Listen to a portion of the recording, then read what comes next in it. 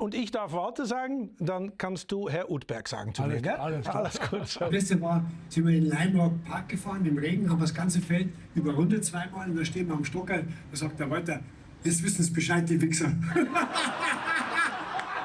War das schön gesagt?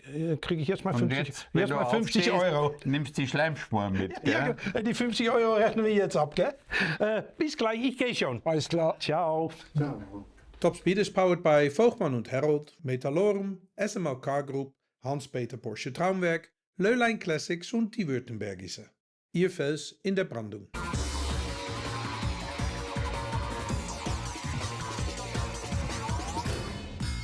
Herzlich willkommen bei Topspeed und herzlich willkommen in Anger, unweit von Salzburg beim Hans-Peter Porsche Traumwerk für ein Hans-Peter Porsche Traumtag. Weil Sven, du bist Geschäftsführer seit fast 3 Jahren hier und ich glaube, heute ist wirklich ein Highlight, wenn man über diese 3 Jahre, es geht immer eine Stufe weiter, weil Cars & Friends ist zum 5. Mal und als ich hier reinkam, habe ich gedacht, jetzt sind wir ein paar Stufen höher. Na, wir wachsen. Es kommen wirklich ganz viele nette Menschen mittlerweile zu uns und die in irgendeiner Weise sich treffen wollen, die netzwerken wollen und die einfach Spaß daran haben, ja, sich hier einen schönen Tag zu machen. Und aber das freut für mich. Die Leute zu Hause, die denken ja, über was redet ihr eigentlich? Was passiert heute?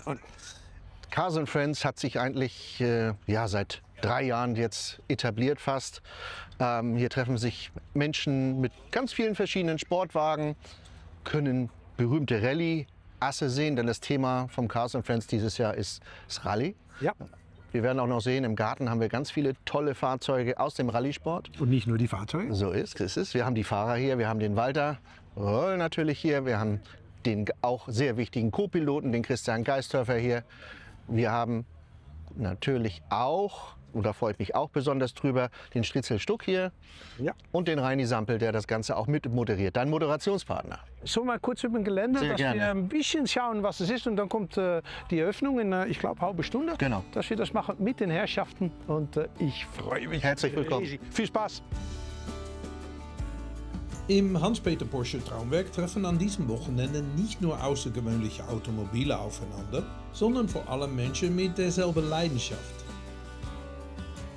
Cars & Friends hat sich in kurzer Zeit zu einem beliebten Treffpunkt für Oldtimer-Freunde, Sammler und Motorsportbegeisterte aus Deutschland und Österreich entwickelt. Ich hoffe, die Leute verstehen uns mit der Musik, aber wird schon gehen. Ja, das passt schon. Zur Stimmung gehört es dazu. Skoda. Skoda Motorsport ist hier, was mich super freut. Denn, Die sind nach Tschechien gekommen. ja, ein aktuelles Auto. Ja. Und das ist für die Leute natürlich super interessant, wie sowas mal von Dichten aussieht und nicht nur mit 160 aneinander vorbeifliegt. Genau, aber ich befürchte, dieser hat noch nicht viele Kilometer gefahren. Das sieht noch. Da gebe ich dir recht. Ja. Da steht etwas. Dein Liebling. Ja, mein Liebling. Warum? In 2017 mit Matthias Kahler, Rallye Deutscher Meister, war er, ich glaube, 8-mal, bin ich die Histo Monte gefahren. Weil dann war es damals 40 Jahre her, als das Auto Klassensieger war in der Rallye Monte Carlo. Und dann bin ich mit ihm in diesem Auto gefahren. Es war so Schon irre, lustig. wenn man die Reifen sieht, wie das genau. alles entwickelt hat. Das ist Ja, genau. Aber im Schnee mit dem Ding, das hat so viel Spaß gemacht. Boah, es gibt eigentlich sehr, sehr, sehr viel zu sehen. Heute treffen hier 3 Legenden der deutschen Motorsportgeschichte aufeinander. 3 Männer, die sich seit rund 50 Jahren kennen und sich sehr gut verstehen. Und wir erleben heute hautnah mit, was ihre Anwesenheit bei den Besuchern auslöst. Auf der Bühne werden sie vorgestellt. Wir haben unter anderem natürlich Walter Röll, Reini Sampel, Joachim Stuck und ganz, ganz viele weitere hier, die auch zum Gespräch geladen werden von Martin Udberg von Topspeed TV. Auch den kennen wir hier. Der Tag wird offiziell von Hans-Peter Porsche und Sven Busso eröffnet. Ich freue mich ganz besonders, dass ihr alle gekommen seid. Genießen wir das alle und ich wünsche allen viel Spaß und einen tollen Tag. Dankeschön. Die erste Frage geht an Paralympic-Sportler Reini Sampel. Du bist aus der Gegend, für dich ist das ein Heimspiel. Also allererst muss ich mal sagen, es ist fast ein bisschen vermessen für mich als Erster vorne zu stehen, aber wie heißt so schön, das Beste kommt am Schluss, weil die Legenden, die mit uns hier sein dürfen, hat man nicht alle Tage und auch für mich im Rallye-Sport ist es immer cool, wenn wir solche Helden haben. Vielen Dank nochmal Hans-Peter, dass wir hier sein dürfen. Wir brauchen das, glaube ich, die Szene wir müssen uns formieren und einfach zusammen wieder sein. Also freut mich, hier sein darf. Dann stehen hier nicht nur 3 Legenden, aber auch 3 Freunde voneinander und von vielen von uns. Der erste, den ich nach vorne holen möchte, ist mein guter Freund Christian Geisdörfer, Rallye-Weltmeister. Und viele Leute unterschätzen, mein lieber Christian, das Fach von Navigator, von Co-Pilot, weil da gibt es viel mehr als nur ein Roadbuch nachlesen, oder? Ja klar, das Aufgabengebiet ist vielfältig. Hat sich wundersamerweise auch bis heute nicht geändert, trotz Elektronik und allem drum und dran, aber das Kerngeschäft ist nach wie vor gleich geblieben, nämlich Noten vorzulesen, das möglichst richtig, rechtzeitig und präzise genug. Und ich bin für die 11 Jahre, die ich mit dem Walter unterwegs sein durfte, sehr dankbar, denn es war einfach phänomenal. Christian Geisdörfer, Rallye-Weltmeister, mehrfacher Rallye-Weltmeister. Als Zweiter, schau, da wird gejubelt, weil du bist nicht nur legendär und ein Top-Rennfahrer, aber du bist auch ein Spaßvogel. Und ich glaube, das macht das heutzutage auch aus, oder? Ja, das ist wirklich, das ist ja heutzutage nicht einfach, muss man sagen. Aber wenn wir heute haben einen schönen Tag, aber wenn man den positiven Sinn verliert, dann bist du im Arsch. Entschuldige, wenn ich sage. Und dabei, stimmt, ist ja gut, wenn man mit Leuten wie mit dir arbeiten kann und dann muss man danken dem Sven Bösser und dem Herrn Porsche, die sowas hier ermöglichen. Das ist einfach großartig, weil an so einem Tag, wo so viele gemeinsame Interessen mit dem Auto da sind, ist doch ein geiler Tag, oder? Genau. Wir sind zusammen viele Rallyes gefahren. Ich weiß noch einmal bei der Hamburg-Berlin Classic, da war es so lustig im Auto, dass er gesagt hat, weißt du was, wir sind am Ziel, aber wir gehen noch einmal zurück, wir fahren noch eine Runde. Genau, richtig. Ja klar, weil es so schön war und lustig war. Gell? Das ist ja auch der Ansatz bei diesen Klassik-Rallyes, wo ich auch einige mitfahre und auch die Wilde Kaiserstraßen 11 mitveranstalte. Da muss man Spaß haben. Da geht es nicht um Geschwindigkeit, sondern das Auto genießen, Spaß haben, schöne Strecken fahren, schöne Abende verbringen, einfach genießen. Was die Zuschauer heutzutage, vor allem die Jüngeren, sich nicht vorstellen können. Man hat einander Teile ausgeliehen als Konkurrent. Das kann man sich heute gar nicht mehr vorstellen, oder? Gut, weil das ist eine andere Zeit. Ich meine, die Zeit ist nicht stehen geblieben, die Welt hat sich verändert, die Zeiten auch. Und das war halt, ich meine, früher war es halt für uns schöner, aber die Fahrer heute machen auf ihre Weise auch Spaß und Blödsinn. Ne? Also ich kenne den Max Verstappen gut und andere, unsere Audi-Piloten, die haben auch Gaudi, aber anders. Weißt du, und was natürlich das Problem ist, dass wir früher nicht hatten, dieses Social Media, wo ja wirklich heute jeder Furz ins Internet kommt, das haben wir halt damals nicht gehabt, dass wir Blödsinn machen können.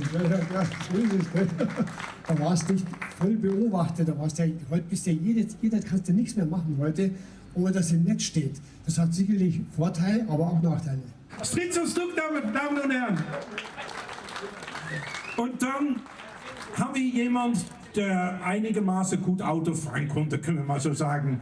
Unser guter Freund und wirklich weltbester Rallyefahrer jemals, Walter Röhn. Sag ich nicht zu viel, oder? Nee, das sind Sprüche. Ja, du bist der Mann der Sprüche, gell? Ja, aber meine Sprüche haben also auch einen richtigen Hintergrund, die stimmen. Autofahren ist für mich etwas, das ist eine Gefühlssache. Du musst Autofahren auf der Straße, du musst immer mit irgendwelchen Situationen rechnen, die du nicht kennst, du musst improvisieren. Das ist Autofahren. Aber bei dem Rennenfahren weißt du, wo es hingeht, du weißt, was du bremst, wo du einlenkst. Das einzige Problem ist, dass du neben dir Menschen hast, die Egoisten sind, die immer mit Ellbogen so arbeiten. Das ist das große Problem. Und darum bin ich der Meinung, nach wie vor, die große Schule des Motorsports ist Rallyefahren. Und darum bin ich ein großer Fan. Das Schönste für mich war, wenn ich Rennen gefahren bin, dass ich den Herrn Rennfahrer zeigen konnte, dass es einen gibt, der das auch kann. Ja, ich sage halt immer, was ich mir spontan denke, das sage, und das hat natürlich immer den Hintergrund, dass es sofort zum Spruch hochstilisiert wird. Aber es ist nur eine undiplomatische, ehrliche Antwort. Genau. Und ich glaube, das lieben die Leute, dass da keine Bremse drauf ist, dass du sagst, was du denkst. Und was vielleicht unsere Zuschauer auch nicht alle verstehen können. Wenn man einen Tag mit dir rum bist, dann denkt man, Mann, wie schaffst du das, um immer fröhlich zu bleiben, für jede Zeit zu nehmen? Ja, das ist eine Einstellungssache. weißt du, wenn ich stinkig sein will, dann bleibe ich daheim. Wenn ich fortgehe, dann weiß ich, dass ich freundlich sein muss.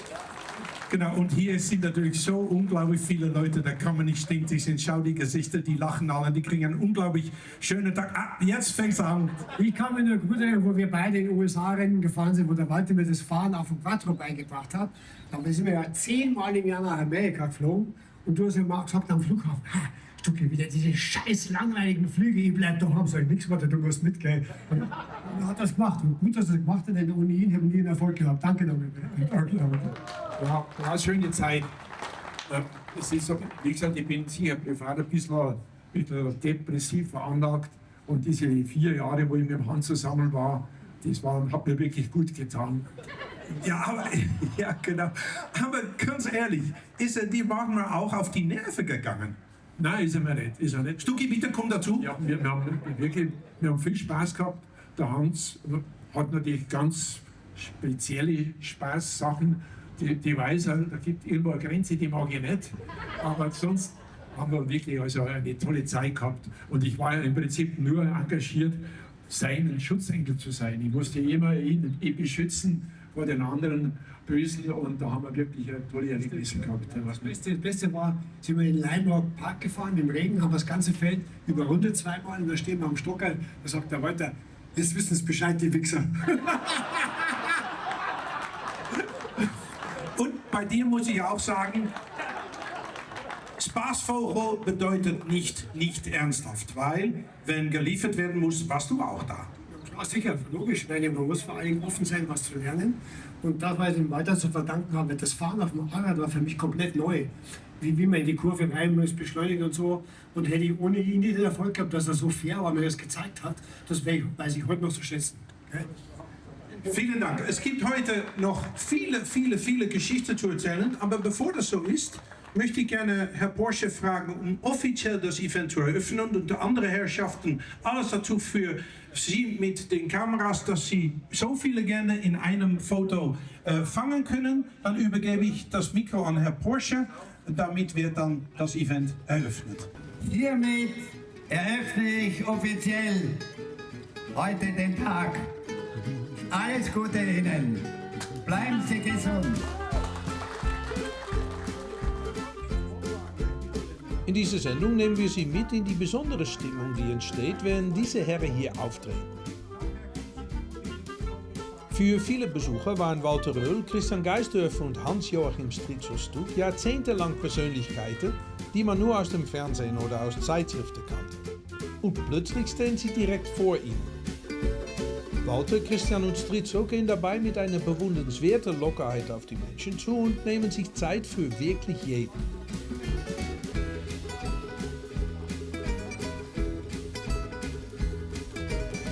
Damit das Programm trotzdem nicht völlig aus dem Ruder läuft, müssen einige Mitarbeiter immer wieder versuchen, die 3 etwas schneller durch die Menschenmenge zu lotsen. Und trotzdem erlebt hier heute fast jeder Besucher seinen ganz persönlichen Gänsehautmoment. Aber es sind nicht nur Bücher, Modellautos oder Kleidungsstücke, die heute signiert werden. Christoph Schlagenhau von Boxer Motor ist dafür bekannt, regelmäßig besondere Fahrzeuge für wohltätige Zwecke zur Verfügung zu stellen. Und auch diesmal hat er einen Porsche Boxster mitgebracht, der von Christian Roth in ein echtes Kunstwerk verwandelt wurde und schon bald für den guten Zweck versteigert werden soll. Da ist die Tür aufmerksam drüber.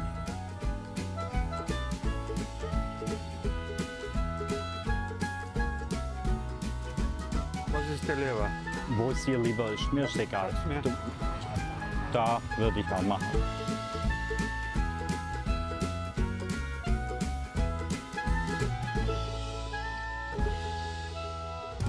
Vielen Dank. Bist du happy? Ja, ich bin froh, dass es geklappt hat. Es ist schwierig. Wir haben ja mit dem Walter Röhrl viel Kontakt gehabt, aber an so einem Event mit so vielen Leuten ist es ganz schwierig, weil jeder was von ihm will. Ja, wir müssen die Zuschauer erklären, wir haben das Auto hier hinbringen müssen und abgezaunt, weil sonst ist es nicht machbar. Aber wir müssen die Zuschauer auch wieder erklären, das ist nicht für dich. Das ist Charity. Erzähl. Charity. Einmal für die Kinderkrebshilfe und dann haben wir noch ein Projekt in Afrika, die eine Schule unterstützt, wo eine Schule gebaut worden ist. Und am 6. Dezember, am Nikolaustag, wird dieses Auto versteigert und der gesamte Erlös geht an die Kinderkrebshilfe und das Projekt in Afrika zu jeweils 50%. Wenn jemand zu Hause sagt, ich will mehr davon wissen oder ich will bieten, und wo geht man im Internet? Auf unsere Seite, wir propagieren das da. Boxermotor.de. Und dann kann man mitbieten, so ein einzigartiges Auto, und die zwei, die sind gewaltig, oder? Weil die haben gesagt, nein, wir machen das für dich. Genau, ja. Und natürlich nur mit deiner Hilfe war das wieder möglich. Nein, natürlich, die mögen dich, wir mögen ihn alle. Viel Erfolg und ich biete mit.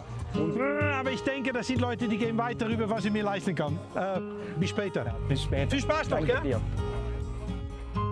Natürlich spielt heute auch das Wetter perfekt mit.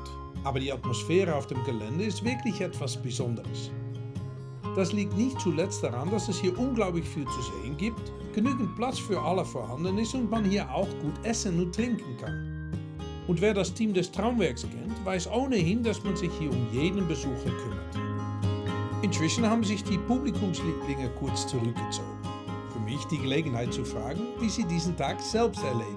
Ich weiß nicht, wie es ihr beiden vergeht, aber ich bin am nächsten Tag bin ich schon platt, weil das ist nicht normal. Gell? Ja, wenn viele Leute, auf der anderen Seite wollen wir, dass viele Leute kommen, aber dann bist du natürlich auch unter Druck und bist abends geredet. Gell? Jeder will was von euch. Jeder will was, ja. Auch zu Recht natürlich, weil wenn man die Chance hat, um etwas zu unterschreiben zu lassen, dann nimmt man die Chance auch natürlich. So. Aber es ist eine gute Chance natürlich, so eine Veranstaltung einfach überhaupt für das Automobil was Gutes zu tun. Ja, genau. Ne? Dass die Leute im Prinzip neigen sie ja immer dazu, dass das Auto das Böse ist. Und hier sieht man doch, wie viele Fans es gibt, die das einfach genießen, dass mit Autos hier etwas passiert. Und ich finde, du weißt, dass wir auch mit Poldi, mit Leopold von Bayern, der dann für BMW die E-Fuel promote, da machen wir auch immer mit. Ihr setzt euch auch ein. Und da können wir auch fürs Fernsehen können wir endlich mal, weil viele Leute denken, ja, Walter ist gegen die neue Sache, weil er mag Elektroautos nicht. Aber das ist gar nicht so, weil wie du jetzt über alternative Brennstoffe, E-Fuel, denkst, das hat nur mit die Natur mit Umwelt zu tun. Ja, genau. Ganz klar, das ist die einfachste und effektivste Lösung wäre das, wenn wir unsere alten Autos mit sauberem Kraftstoff betreiben können. Genau. Und ohne Dann wird man Verlust, am meisten erreichen. Ohne Verlust, weil bevor wir neue Sachen machen müssen, die sehr aufwendig produziert werden. Ja, aber okay, es ist auch alles in Ordnung, aber der Fehler ist, dass alles über Hals über Kopf passieren muss. Ja. Das muss halt langsam. Und dann wieder zurückgedreht, weil sie dachten, wir sind den falschen Weg gegangen. Das muss langsam, muss das wachsen nebeneinander und dann wird sich herausstellen, was die perfekte Lösung ist. Ja. Es wird nach wie vor in 30 Jahren Verbrenner geben und es wird Elektroautos geben. Und weißt du, was ich so toll finde, auch bei euch? Ihr habt eine Ehe von fast 50 Jahren und immer noch, nur noch der Ring fehlt bei beiden, aber das geht immer noch gut. Und ihr habt eure Vergangenheit ist auch noch eure Zukunft, weil die Leute wollen es hören. Jung und alt, die hängen an eure Lippen. Weil bei dir, du hättest noch 2 Stunden erzählen können. Ja, an dem soll es nicht scheitern. Aber ich will ja auch was Sinnvolles erzählen. Also ich mache ja keine Märchenstunde. Und darum bin ich ja immer wieder dankbar und darum engagiere ich mich auch für die E-Fuel-Geschichte, ob das jetzt HVO 100 ist oder synthetischer Kraftstoff, weil ich sehe natürlich und ich mache mir da wirklich Gedanken drüber und informiere mich da, wenn in ein Windrad 1500 Tonnen Beton reingehen, 100 Tonnen Stahl, der muss produziert werden. In den Wäldern werden Flächen 500 mal 500 Meter gerodet, Wege dorthin gebaut. Und so ein Windrad ist maximal 70 Tage im Jahr im Schnitt effektiv am Laufen. Das ist ein 1/5 der Jahrestage. Und das soll dann effizient sein? Ich lache mich tot. Bevor es weitergeht, weil wir müssen wieder in die Hitze und in die Menge, kannst du mir für ein Ding für mich regeln, dass ich auch einen Bodyguard kriege? Ja. Du fühlst dich wie Brad Pitt, gell? Hier, ja. Du kannst nirgendwo hin. Er ist ein Superstar. Hey, ja, hallo. Ja, genau. Steht ihm zu. Ja, und ich darf Warte sagen, dann kannst du Herr Utberg sagen zu mir, gell? Alles klar. Alles gut. So, wir müssen weiter, Jungs. Aber schön, dass ihr da seid, weil ohne euch beide wäre es halb so schön. Das ist keine Schleimerei, aber ihr macht das auch. Ihr habt für jede ein Wort Hochachtung, Achtung, Achtung. Alles klar. Und ich hoffe, dass wir das lange noch machen können. So. War das schön gesagt? Kriege ich jetzt mal 50, und jetzt, wenn du 50 Euro. Nimmst die Schleimspur mit, gell? Ja, die 50 Euro rechnen wir jetzt ab, gell? Bis gleich, ich gehe schon. Alles klar. Ciao.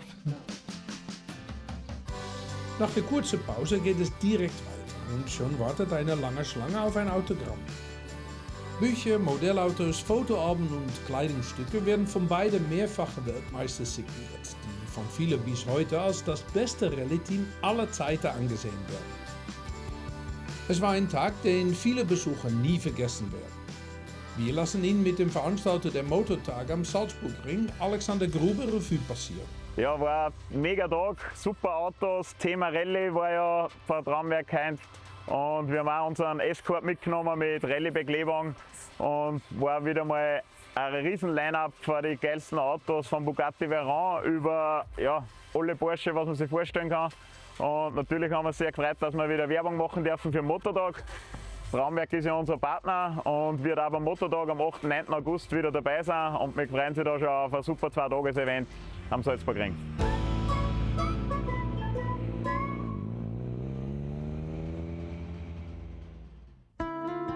Am nächsten Tag empfängt das Hans-Peter Porsche Traumwerk hunderte Volkswagen Golf-Besitzer aus Deutschland und Österreich.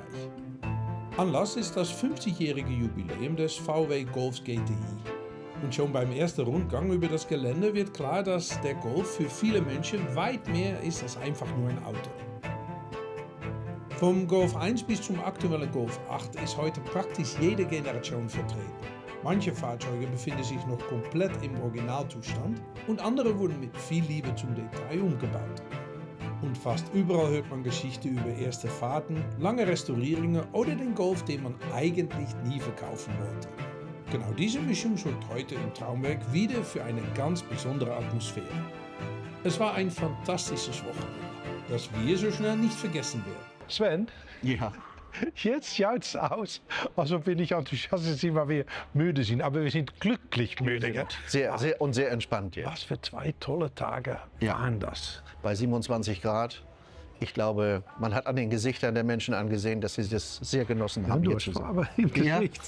Das gab ein bisschen. Aber ich war gestern Abend im Bett und dann habe ich die Adrenaline noch gespürt, weil so viele Leute, Hut ab, gratuliere. Dankeschön. Weil ihr bringt so viel wieder zum Leben. Und Leute haben so viel Spaß. Und wenn es ein bisschen zu warm ist, kriegen die hier rein, sind wir zum Eisenbahn oder Blechspielzeug. Es gibt so unglaublich viel zu tun. So, ich muss sagen, Dankeschön, dass wir wieder dabei sein dürften. Wir reden jetzt nicht zu lange. Nein. Aber das geht alles für das Fantastische, was wir... Ich muss zumindest sagen, dass das Team unglaublich war. Das muss ich sagen. Ja, absolut. Alle, die hier was dazu beigetragen haben, waren unglaublich. Und ohne das ist es gar nicht möglich. Deswegen freue ich mich sehr. Genau. Und die 3 Stücki. Walter und Christian. Ja. Unglaublich. So ist es. Legenden. Absolute Legenden. Hut ab für die 3 Legenden und wir schließen ab mit das letzte Bild von noch eine Legende. Du gehst dahin, ich gehe dahin. Dürfen wir sie vorstellen? Der Porsche 550 Spider. Ciao. Ciao. James Dean, hear the story of James Dean. He is gone, but his memory still lives on. In 1 year's time he had made his climb, a giant now was he. His race to fame won the world to claim, then one more race. Top Speed is powered by Voogtman und Herold, Metallorem, SML Car Group, Hans-Peter Porsche Traumwerk, Löhlein Classics und die Württembergische. Ihr Fels in der Brandung.